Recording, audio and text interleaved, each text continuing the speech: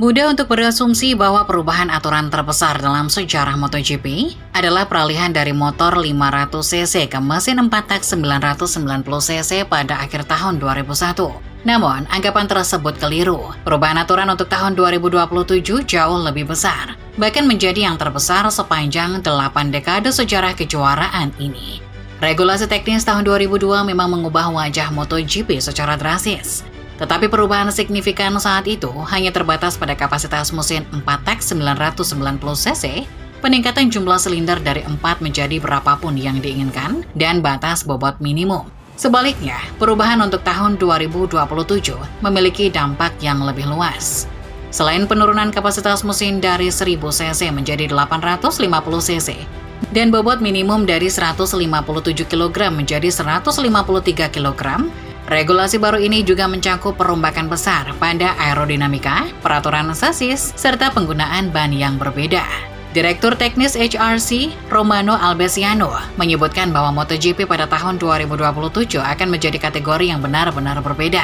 Pendapat senada bahkan lebih jauh diungkapkan oleh Direktur Teknis Aprilia, Fabiano Sterlachini. Sterlachini menjelaskan bahwa perubahan regulasi ini begitu besar sehingga diperlukan sebuah revolusi. Di beberapa area, konsep motor harus dirombak total. Sebagai contoh, dengan aerodinamika yang berbeda dan dilarangnya right head devices, masalah wheelie harus ditangani dengan cara yang benar-benar baru sehingga jelas diperlukan revolusi teknis. Sterlachini tentu saja benar karena masalah wheelie adalah alasan utama mengapa sayap downforce dan pengatur ketinggian diperkenalkan ke MotoGP oleh jenius Ducati Gigi Dall'Igna. Dall'Igna pernah mengatakan bahwa data menunjukkan wheelie adalah salah satu masalah utama di MotoGP. Jika ingin memperbaiki catatan waktu, masalah ini harus diatasi. Ia mencontohkan bahwa di beberapa sirkuit seperti Jerez, tenaga mesin yang besar tidak ada artinya. Namun dengan bantuan sayap, tenaga tersebut baru bisa dimanfaatkan secara efektif. Itulah yang akan dilakukan para pabrikan musim ini, yaitu membangun sepeda motor revolusioner untuk kategori yang benar-benar baru, sambil secara bersamaan berusaha memenangkan kejuaraan terakhir dengan regulasi saat ini. Ini adalah salah satu alasan mengapa musim 2026 akan menjadi musim yang termahal dalam sejarah MotoGP. Seorang insinyur Aprilia bahkan menyebut keputusannya merancang dan membangun mesin 850cc baru ini sebagai bunuh diri biaya. Selain itu, pabrikan harus mengeluarkan dana lebih besar dari sebelumnya. Dengan 19 pembalap yang habis kontraknya untuk tahun 2027, mereka berlomba-lomba merekrut pembalap terbaik untuk motor mereka.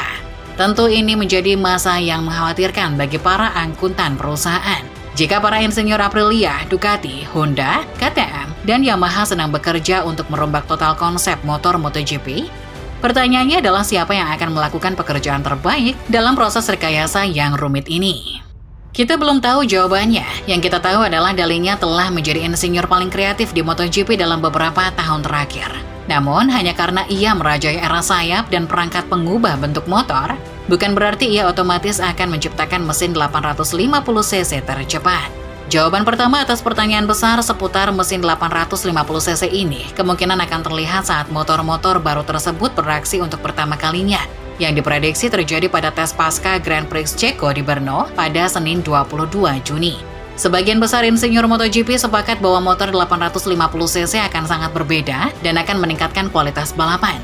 Namun tentu saja ada resiko bahwa satu pabrikan akan menemukan solusi yang lebih baik terhadap aturan baru ini pada tahun pertama dan meninggalkan para pesaingnya. Albesiano menambahkan bahwa resikonya adalah munculnya kesenjangan yang lebih besar, tergantung pada seberapa sukses satu pabrikan merancang motor baru mereka dibandingkan dengan kegagalan pabrikan lainnya.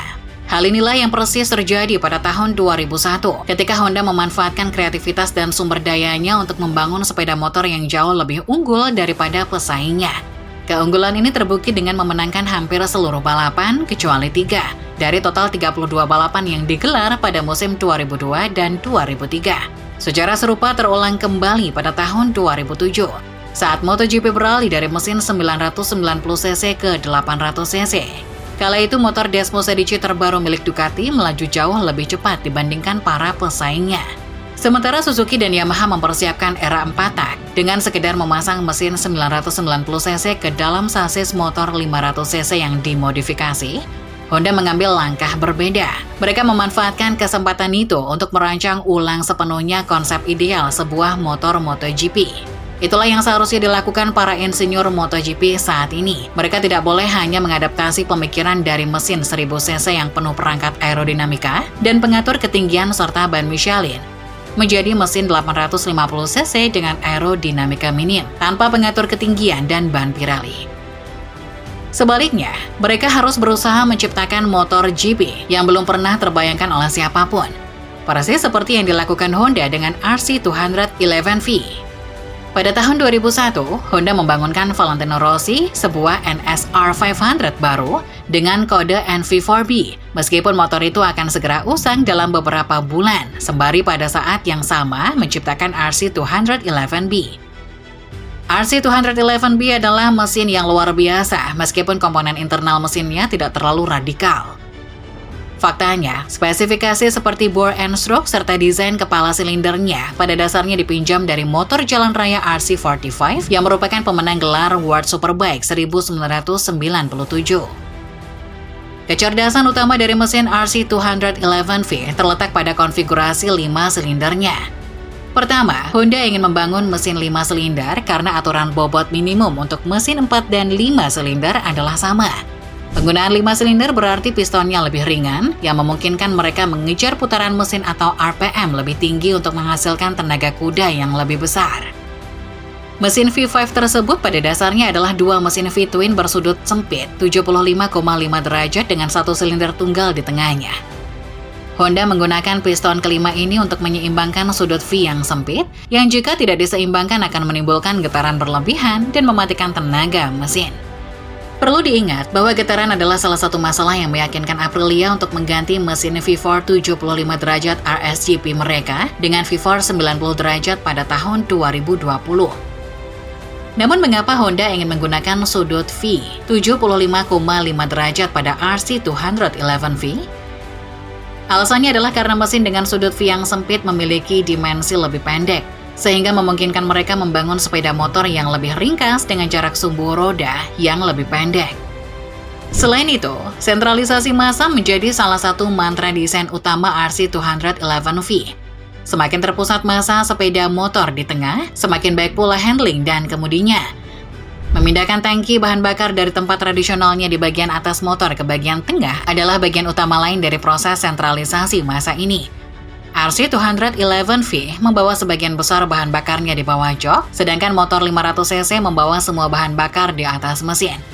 Menurunkan posisi bahan bakar sangat membantu, terutama di putaran awal balapan.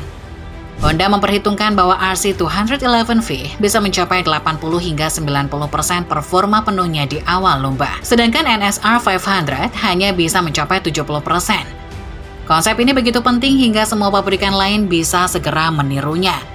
Masalah umum lainnya yang dirancang untuk diatasi oleh RC211V adalah getaran pada roda atau chatter. RC211V memiliki balok rangka utama yang dangkal dengan gantungan mesin yang panjang. Desain ini memungkinkan kelenturan lateral tanpa mengorbankan kekakuan longitudinal, yang bertujuan mengurangi chatter dan meningkatkan cengkraman. Sekali lagi, desain ini segera menjadi standar baru. Suspensi belakang motor yang cerdas di mana kedua ujung peredam kejut ditambatkan ke lengan ayun semakin membantu sentralisasi massa dengan memberikan ruang lebih bagi tangki bahan bakar yang posisinya rendah. Selain itu, desain ini juga mengurangi chatter karena getaran yang ditransfer ke sasis menjadi lebih sedikit. RC211V juga membuka jalan bagi inovasi aerodinamika downforce yang mulai mendominasi MotoGP 1,5 dekade kemudian. Kala itu, banyak pengamat bertanya-tanya mengapa motor ini memiliki fairing yang sangat kecil, yang membuat RC211V memiliki hambatan angin lebih besar dibandingkan NSR 500. Rossi bahkan sempat meminta Honda untuk memasang fairing yang lebih besar, karena desain aslinya membuatnya tidak nyaman pada kecepatan 300 km per jam. Namun, insinyur HRC menjelaskan kepadanya bahwa fairing yang lebih licin justru meningkatkan gaya angkat atau lift yang pada akhirnya mengurangi cengkraman ban.